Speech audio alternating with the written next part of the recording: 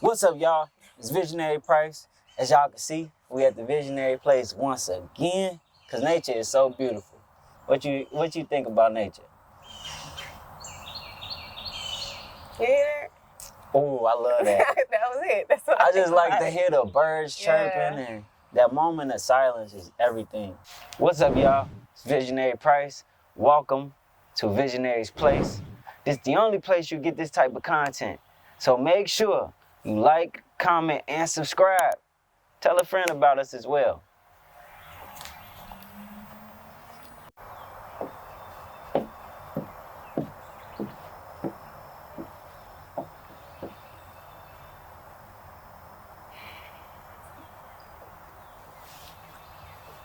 Ain't it crazy how life will change you?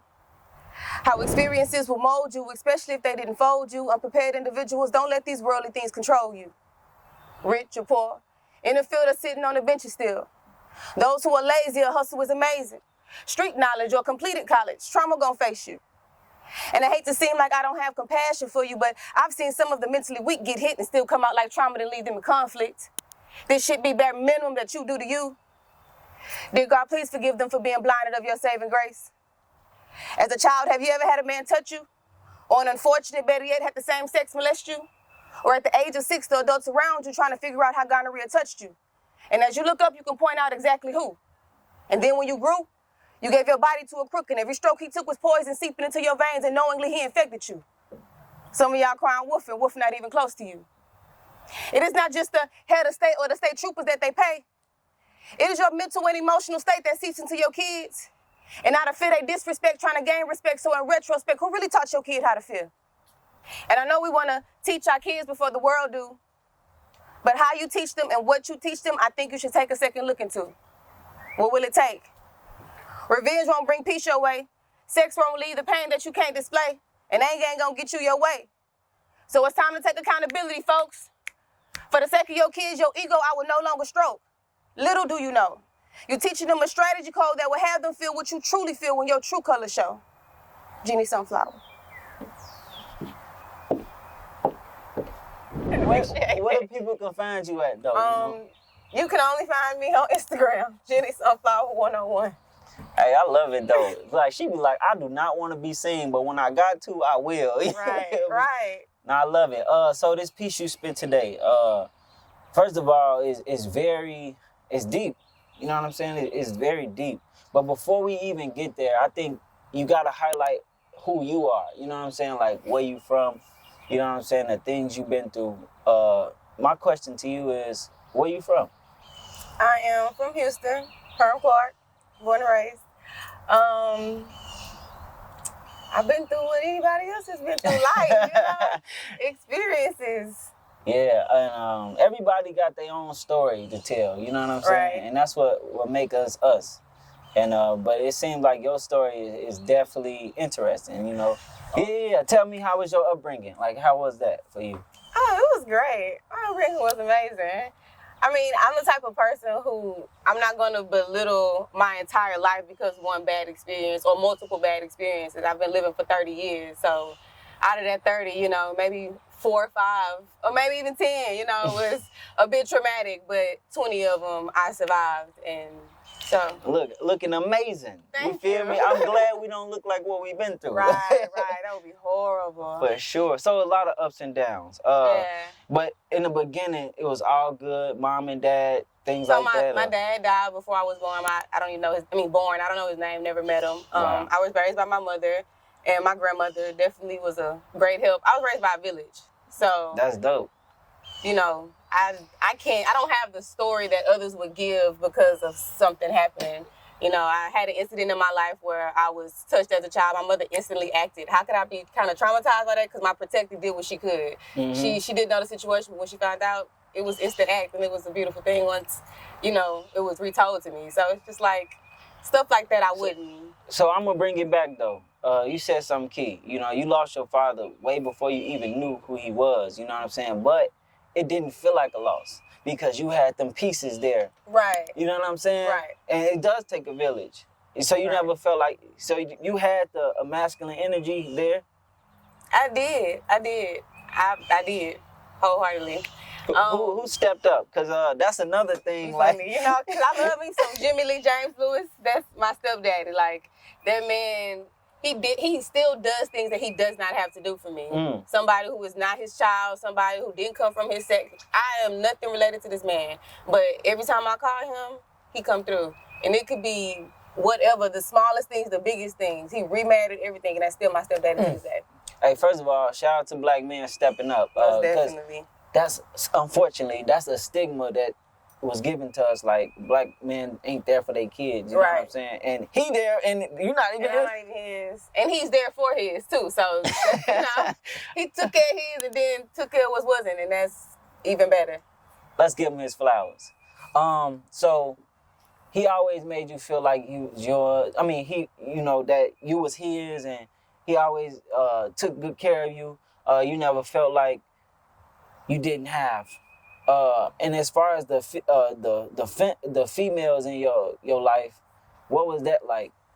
Well, I'm gonna say it wasn't I didn't have, because I'm pretty sure, I don't want to say I did because I can't remember, but I'm human, so I'm pretty sure at some point in my life I craved my father, because it's nothing like having something that's yours. Granted, that's my stepdad, but that's not my daddy. So I'm pretty sure I had a moment where I took that in. I just didn't dwell on it. As far as the women in my life, I've always had good women in my life, like, who've always looked out for my mama, who always watched me. If they would go out, we would be at their people's house. Like, it wasn't a time where I was with any woman who didn't look out for me as if I wasn't her own. Like, I had a good upbringing. Hey, that's amazing. I ain't gonna lie. Life just be, trying to test what your village has taught you and instilled in you, so. You just said something key, no cap. Is it something that growing up that you seen was not true? Like, wait, they kind of told me this, but it's kind of looked like... Not necessarily. I grew up in a house of love. Like, we was loving. I was the girl who my mama thought I was gonna be gay because I would just always be up on people's titties. Like, I just want to love on you, I just love women, honestly, not in a sexual manner, but the strength of a woman, the power of a woman. I love that, and I know women a lot are not necessarily degraded, but to ourselves, we disrespect ourselves because what we allow others to do to us. So for me to be a woman, I want to love on you. So I was built around love. So when I go into the world and the world didn't grow up in love, that's where I have been tested, because that's not where I grew up from. You notice the thing when you actually go outside of your village. Yeah. Everybody's not raised on that. Some people raised on survival. Right. And it's a big difference, and you can tell. I got a question for you. Your relationship life, right? Most times, the lover that grew up in love, they go chase somebody who wasn't. Like, they was raised on survival. Have you ever noticed that? That's just a question. I really got to answer. From a personal experience, and when you say relationship, I think we all have relationships with each other, but as far as like companionship and me and a significant other, I personally, I have done that, but I realize the harm in myself. But there's nothing wrong with that if the person who's in survival mode is ready or willing to step out of that comfort zone and trust the other person. So, I mean, I'm never against people trying to help other people. You just have to know when it's your time to either exit the premises or switch the circumstance around. So that's a fact. And it's creating them boundaries. It's like, most definitely. If I keep loving this person, they're going to keep taking. So I got to... They got to know when to stop, obviously. So I got to teach you. So for sure. Okay, so Jenny, growing up Houston, Texas, you raised in Love Village and stuff like that. What point you meet poetry, though? Like, what did that come from? Well, my grandmother was a poet, and she played the piano at church. My uncle, he's a poet, and he is a public speaker at school. So I think it's really kind of just in me to do it, but I never really took it serious I never took it serious until I had something traumatic really humble me, honestly, because I'm not an easy person. I'm not an easy person to humble, but I am humble because of my life experiences, if that makes sense. Hold on, you gotta slow that down for me. Meaning, none of y'all here can humble me. Okay. Just respectfully. However, if you place me in front of God and God throws some circumstances in front of me, God gonna humble me. Look, me losing my kids humbled me. Me losing that man did not humble me. Me losing my grandmother did not humble me because I knew the love in that. I didn't know the love of losing a kid. And how I acted and how I maneuvered in my day-to-day life was not of a humble circumstance. I wasn't always like this. So losing my kids, yeah. Was that the driving force to your poetry, or did you find that way earlier? That was a driving force to perform my poetry because I learned how to release. I never was the type of person that really expressed how I feel. I had a different avenue. Well, just to be honest, like my avenue of expressing was sexual. So in order for me to release whatever things that I had built up, I felt like my release had to be sexual because that's the only way I know how to speak my truth through sex. So until I met poetry was like, this is how I have to speak it. Like, this is how I have to let it go because I'm damaging myself choosing this way when I have an alternative option that God has obviously put in front of me. Because, baby, I killed myself if I could back then. It's crazy. And not in an intentional way, just I'm willing and ready for whatever because I'm prepared for whatever I put myself into. Come on now. So it'd be like, you have to put boundaries on yourself. I do. I don't know what y'all have to do. No, for sure. As far as me and my body and my mind, I have to put boundaries on myself because I know what I'm capable of. So I married twins, and then I had a daughter who was a stillborn. So when I lost my daughter, I was like, damn, I'm really active out here. You know, I'm really doing my best shit. So like, did that make you like take a look at like most definitely, because if she was to ever, like, girl, you got me fucked up. So it was like, if I don't want her to move like this, I damn sure can't move like this. Like, it just can't. It just can't. All right, my bad. No, you good. So, yeah. You spoke about losing kids, losing children. That's definitely something. Sorry to hear that. What ages was it? Like, was it? You said it was a stillborn. You had a stillborn. So I miscarried in 2016, and I had a stillborn in 2018. People don't know that that's something that happens often, especially to Black women, unfortunately. You know what I'm saying? Was it caused by something else? Like, what you feel like caused that? I mean, gonna be honest, I don't be caring. It's just me. Like, certain things I don't want to dwell into because I feel like at that point I'm starting to question God. Things happen for a reason, and there's some things I am not going to understand, and I'm not finna rattle my brain trying to understand. What I am going to do, though, is try to mentally and emotionally get through what I'm going through because I'm human, and losing a kid is just not an experience that anyone would want to go through. So I just take it. So when that had happened, did you instantly start writing how you felt? Like, what made you want to change the way you moved? Losing my daughter made me want to change the way I move. Losing my twins made me change the way I think, the way I thought. It's just for me, I always like to say for me because I don't want to project myself onto anybody else. But for me, I just feel like if I was to have kids, that's going to change how I do stuff. And only because I have somebody else looking up to me. Only because even if I do this behind closed doors, I'm going to feel bad telling my child you can't do this, but I'm still doing it. Like, I just feel like things should change about me once my kids are here. And since they're not here, I just still feel like I should hold myself to that standard. Because if I still want to call myself a mother and celebrate Mother's Day, then sis, you need to act like one. So I love that. It's this book I read that was saying, even when you hurt, you still do. Do you see yourself still having kids possibly later in life? I personally don't want them. That is a huge responsibility. That is huge. You heard what I just said. I don't want to do that. I enjoy living my life the best, you know. And nothing is wrong with how I live my life now. However, still in how I live it now, I would still have to adjust to having kids. But if I was to get married, I am totally not against if my husband wants kids and I'm gonna get my man them kids and we're gonna have a big happy family. I'm gonna be an A1 mama. However, no, I don't want kids. For sure. So let's go back. Let's take it back real quick. Your poem. What was that hinting to? Was that an actual experience or just something you just was feeling and you wanted to get it off? Like, what was that, the poem you spit today? So I experienced different people. So I have a home care business and I also have a cleaning business. Okay. So in doing that, like, I serviced like different companies. So I did an adoptive agency that's specifically for kids that dealt with molestation. So I was just exposed to different things. I used to work in a prison, so I am exposed to different experiences and my own experiences. So I just combine everything because everybody goes through similar situations. We just handle them differently. That's a fact. And you speak about handling them differently.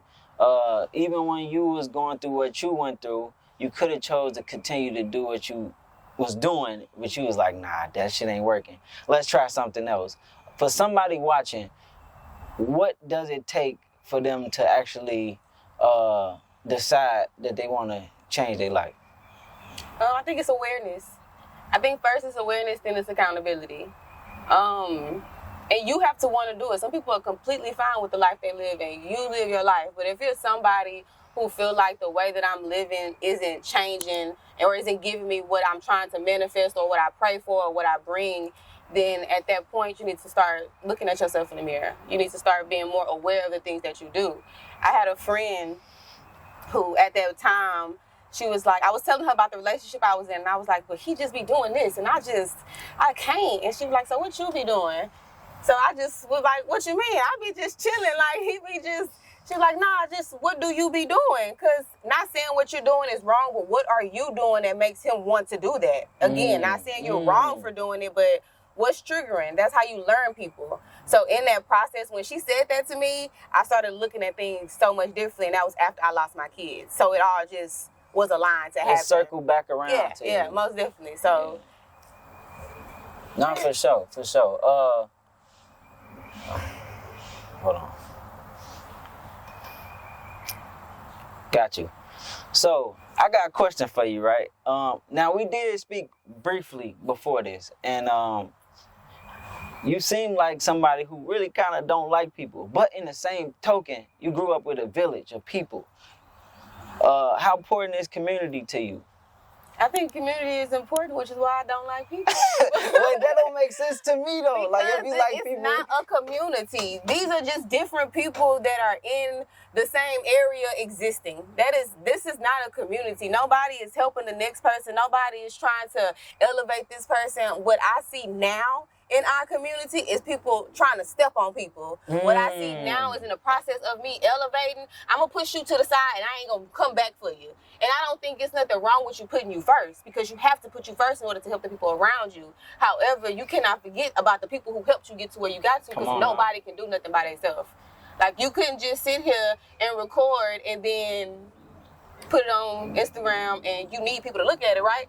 You will be nothing without them people who look at it. So we all need each other in a sense, and we don't utilize each other, we use each other. I love that. And it's just, that's not community. My community, we help one another. When I'm down and out and I got it, hey, I got this, but see if such and such got it so we can, split this issue, because we all struggling. We all going through something. This is not community to me.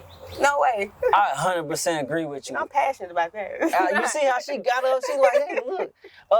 I 100% agree with you. I think we took on, how I want to say this, the people who don't have our best interests mindset. Yeah. We took that on, and they fully gave us what they want us to do to harm each other.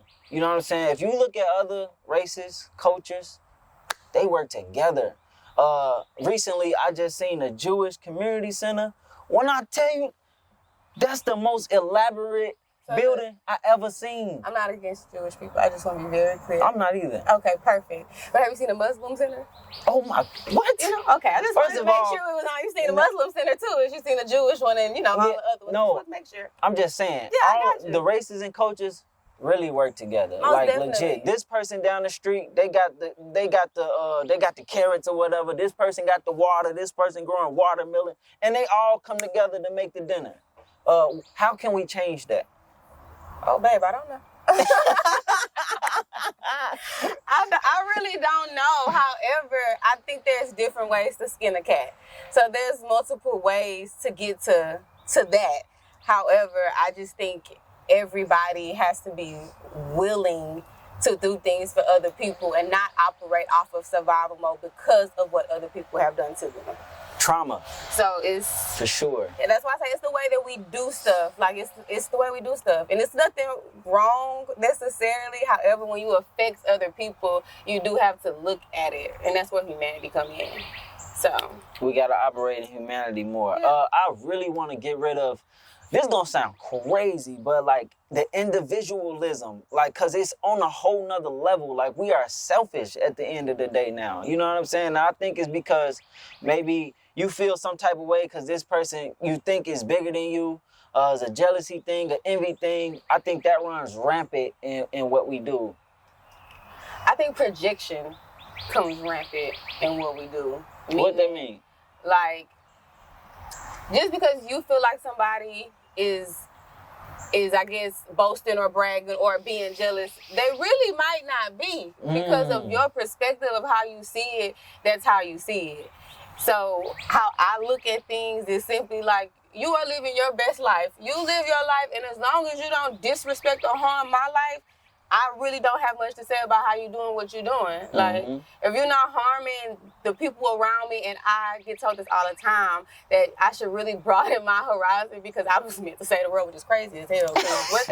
I'm not saving the world. But anyway, needless to say, like, I get needed to spread that to other people. But for me, right now, for my village, like, it's just, that's just the silver lining, basically.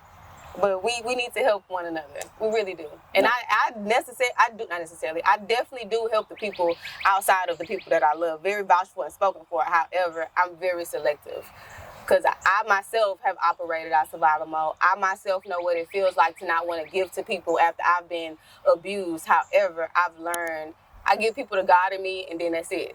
You don't get nothing after the God in me, because you can't get me, because I'm going to feel used and abused, especially if I know it's for someone who I know doesn't acknowledge what I do.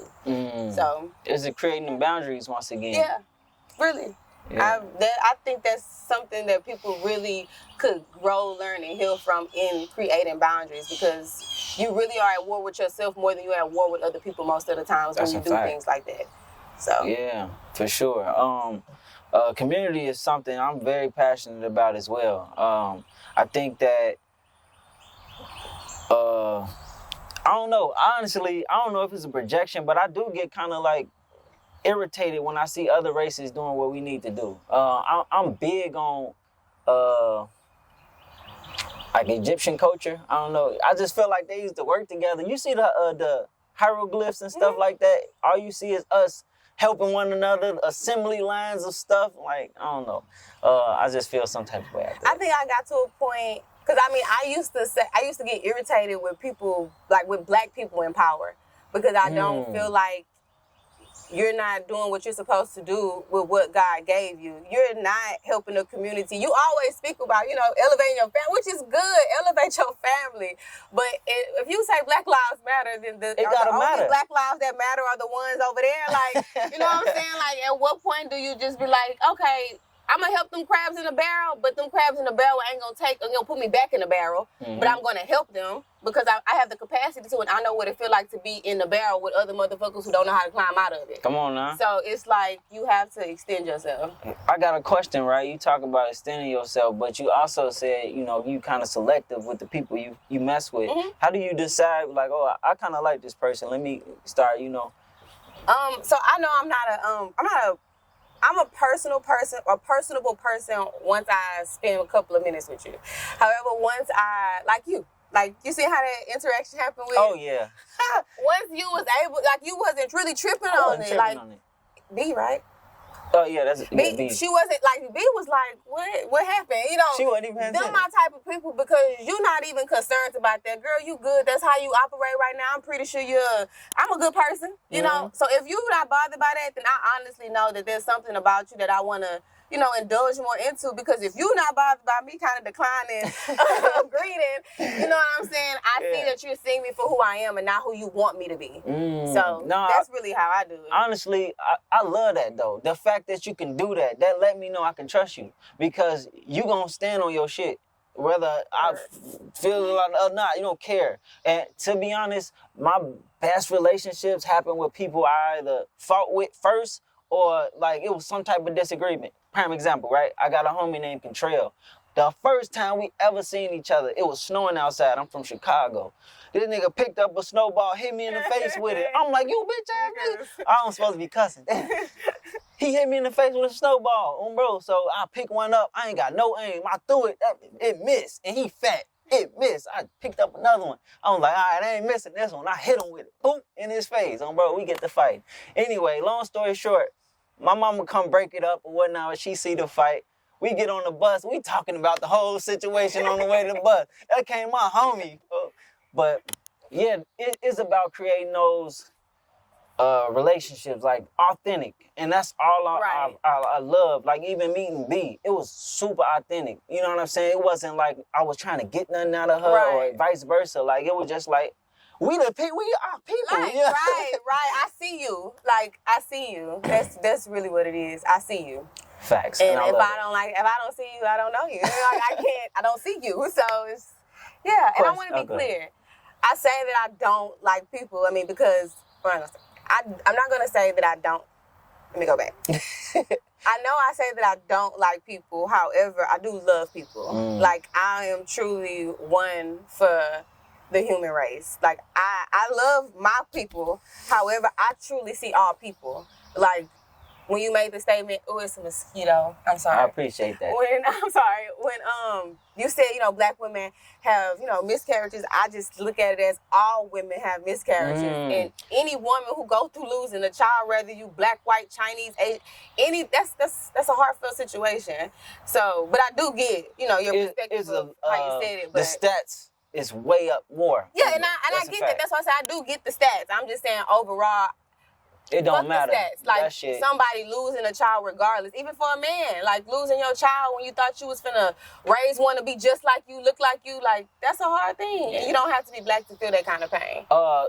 First of all, the birthing whole situation, that is who I just went through it, right?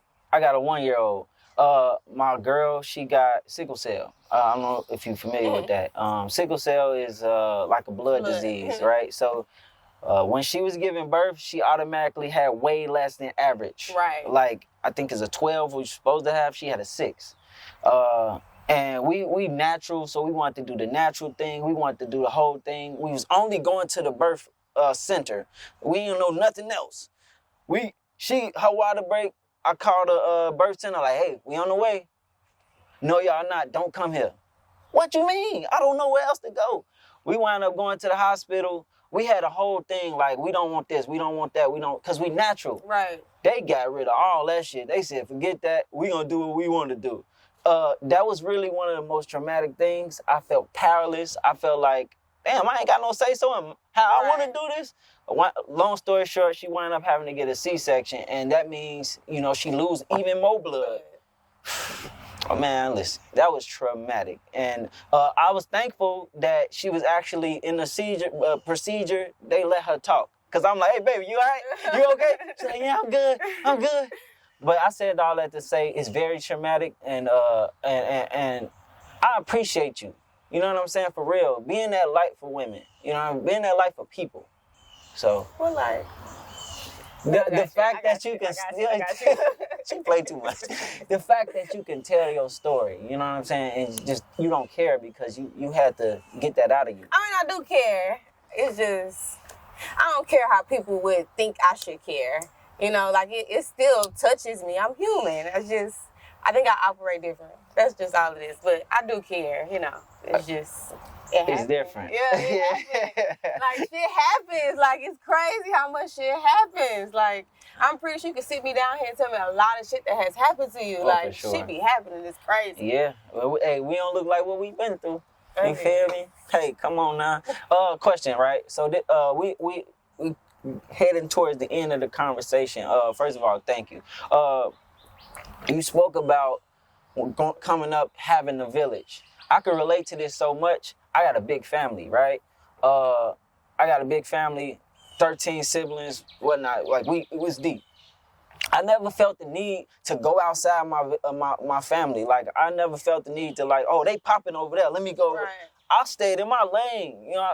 Is that how you felt? Like, never feeling like, I got my people. I don't really need nobody else. Yeah. I feel that though. That's why I understand being traumatized by people. So it was after me continuously being traumatized and not having boundaries, always being a people pleaser, I then got to that point where I was about my village and the people that's inside my circle. And I'm not excluding anybody to have a personal one-on-one with me, but for you to be in my everyday life, no. Like, it's not necessarily even just a pick and choose. You got to show me. Like, we can't build nothing over a month and you think we cool. No, it don't work like that. I need to know that if you test it, if some stuff happened, like, I need to know that this person got my back. I need to know when I'm not in the room, this person is going to speak highly of me. I need to know when somebody tell you something about me, you're going to address me before you just emotionally or irrationally have a response. Like, I don't know you. So, no, you can't be in my village. I have to get to know you. I like that. So, it's testing the person every season, in every situation, damn near. Well, I don't want to say testing. It's just you revealing who you are to me and me being able to choose if I want to deal with you or not, and vice versa, because you ain't got to deal with me. You know, like, it's vice versa. So. Nah, I love it though. So real quick, right? Poetry. When it's all said and done, your legacy, like, what do you want to get out of it?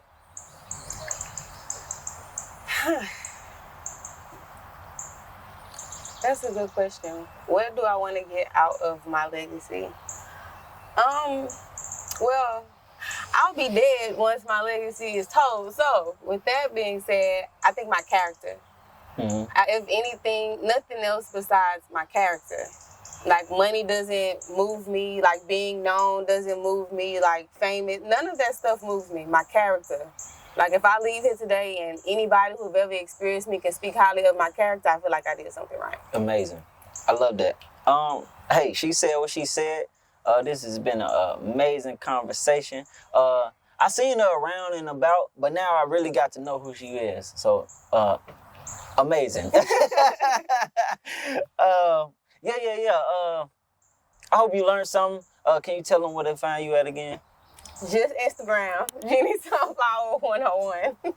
It's Visionary Prize. We at the Visionary Place. Make sure you tap in. This is season 2. I love that. All right, man. Y'all been good. Appreciate y'all.